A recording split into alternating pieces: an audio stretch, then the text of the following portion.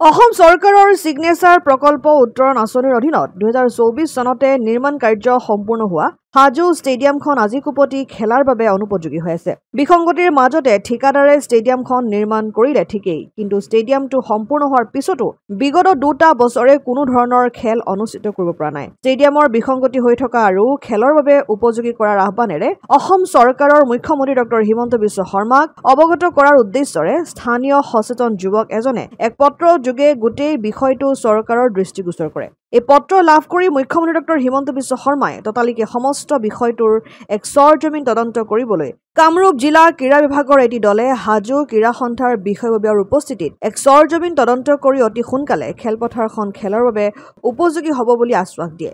মাননীয় মুখ্যমন্ত্ৰী নিৰ্দেশ মৰ্মে আৰু কামৰূপ জিলাৰ আয়ুক্ত মহোদয়ৰ নিৰ্দেশত সিগনেচাৰ স্কিমৰ অধীনত হাজোত নিৰ্মাণ হোৱা এই খেলপথাৰখন খেলৰ উপযোগী নাই হোৱা বুলি মাননীয় মুখ্যমন্ত্ৰী ইয়াৰ স্থানীয় সচেতন ব্যক্তিয়ে অভিযোগ দিয়া আমি খেলপথাৰখন পৰিদৰ্শন কৰিবলৈ আহোঁ।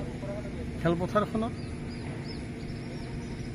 বোন এতিয়ালৈ গজি উঠা নাই, বালিময় এটা খেলপথাৰখনত আছে বালি খেলাৰ কাৰণে বৰ্তমানে উপযোগী হৈ উঠা নাই, সেইটো আমি পালোঁ।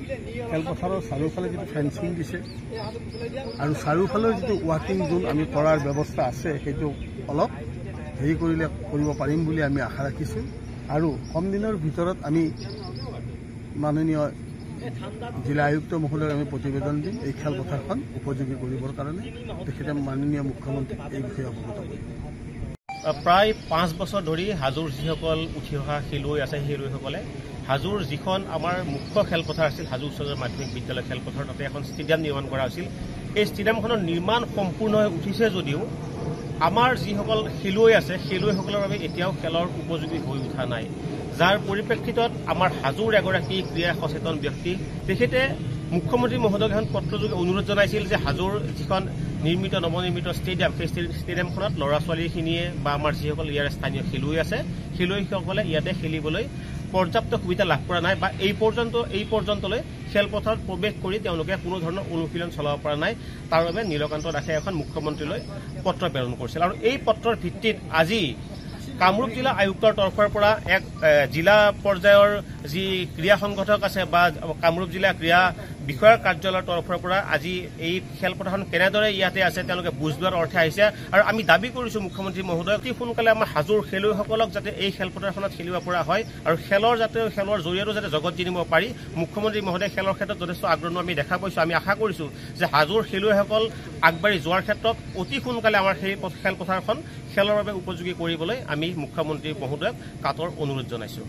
ভাগ্যবশতঃ এই ষ্টেডিয়ামৰ যিখন খেলপথাৰ এই খেলপথাৰখন আজিকো পৰ্যন্ত খেলৰ কাৰণে উপযোগী হৈ নুঠিল। ইয়াৰ মূল কাৰণ ইয়াত প্ৰায় 1.5 ফুট 2 ফুটমান আৰ্ট ফিলিং কৰা হৈছিল আৰু নতুনকৈ সেই আৰ্ট ফিলিং কৰি তাৰ ওপৰত কোনো ধৰণৰ ঘাঁহনিৰ ব্যৱস্থা কৰা হোৱা নাছিল।